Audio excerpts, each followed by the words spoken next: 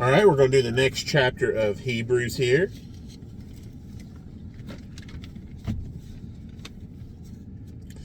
Which is, looks like chapter 11. Now faith is the substance of things hoped for, the evidence of things not seen. For by it the elders obtained a good testimony. By faith we understand that the worlds were framed by the word of God, so that the things which are seen were not made of things which are visible. By faith Abel offered to God a more excellent sacrifice than Cain, through which he obtained witness that he was righteous, God testifying of his gifts, and through it he, being dead, still speaks. By faith Enoch was taken away so that he did not see death, and was not found, because God had taken him. For before he was taken, he had this testimony, that he pleased God.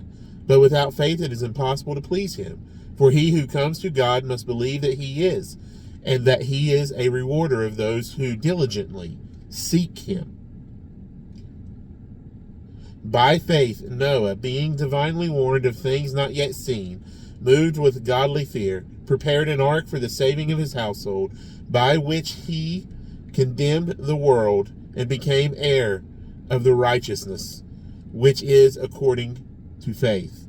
By faith Abraham obeyed when he was called to go out to the place which he would receive as an inheritance. And he went out, not knowing where he was going. By faith he dwelt in the land of promise, as in a foreign country, dwelling in tents with Isaac and Jacob, the heirs with him of the same promise.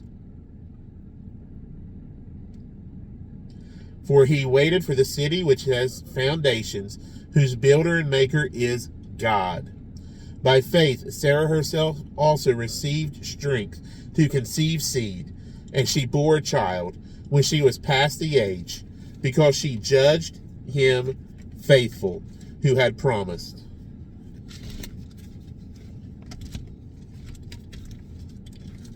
Therefore, from one man, and him as good as dead, were born as many as the stars of the sky in multitude, innumerable as the sand which is by the seashore.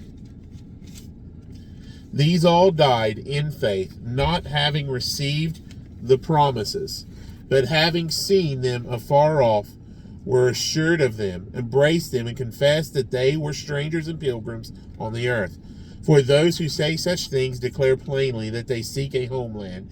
And truly, if they had called to mind that country from which they had come out, they would have had opportunity to return.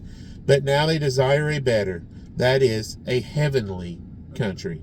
Therefore God is not ashamed to be called their God, for he has prepared a city for them. By faith Abraham, when he was tested, offered up Isaac. And he who had received the promises offered up his only begotten son, of whom it was said, in Isaac your seed shall be called, concluding that God was able to raise him up even from the dead, from which he also received him in a figurative sense. By faith Isaac blessed Jacob and Esau concerning things to come. By faith Jacob, when he was dying, blessed each of the sons of Joseph, and worshipped, leaning on the top of his staff. By faith Joseph, when he was dying, made mention of the departure of the children of Israel, and gave instructions concerning his bones. By faith Moses, when he was born, was hidden 3 months by his parents, because they saw he was a beautiful child, and they were not afraid of the king's command. By faith Moses, when he became of age, refused to be called the son of Pharaoh's daughter, choosing rather to suffer affliction with the people of God than to enjoy the passing pleasures of sin, esteeming the reproach of Christ greater riches than the treasures in Egypt, for he looked to the reward. By faith he forsook Egypt, not fearing the wrath of the king, for he endured as seeing him who is invisible. By faith he kept the Passover and sprinkling of blood, lest he who destroyed the firstborn should touch them. By faith they passed through the Red Sea as by dry land, whereas the Egyptians attempting to do so were drowned. By faith the walls of Jericho fell down, and it actually has plural, walls of Jericho, fell down after they were encircled for 7 days. By faith, the harlot Rahab did not perish with those who did not believe when she had received the spies with peace. There's where my question's at. If all the walls of Jericho fell down, Rahab, the harlot, lived on the wall of Jericho and was able to lower the spies down from the outside window where she lived on the wall.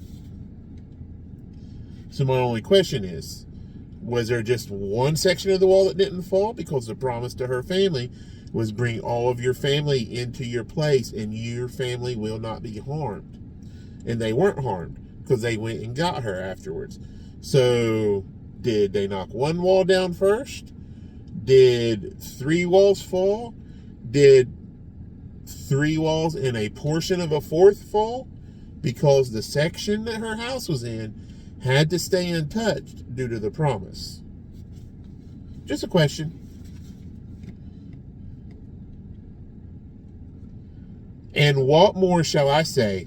For the time would fail me to tell of Gideon and Barak and Samson and Jephthah, also of David and Samuel and the prophets, who through faith subdued kingdoms, worked righteousnesses, obtained promises, stopped the mouths of lions, quenched the violence of fire, escaped the edge of the sword, out of weakness were made strong, became valiant in battle, turned to flight the armies of the aliens. Women received their dead raised to life again. Others were tortured, not accepting deliverance, that they might obtain a better resurrection. Still others had trial of mockings and scourgings, yes, and of chains and imprisonment. They were stoned, they were sawn in two, were tempted, were slain with the sword. They wandered about in sheepskins and goatskins, being destitute, afflicted, tormented, of whom the world was not worthy. They wandered in deserts and mountains, in dens and caves of the earth. And all these, having obtained a good testimony through faith, did not deceive the promise, God having provided something better for us, that they should not be made perfect apart from us. Chapter 11, Hebrews. We'll move on to chapter 12 tomorrow. See y'all then.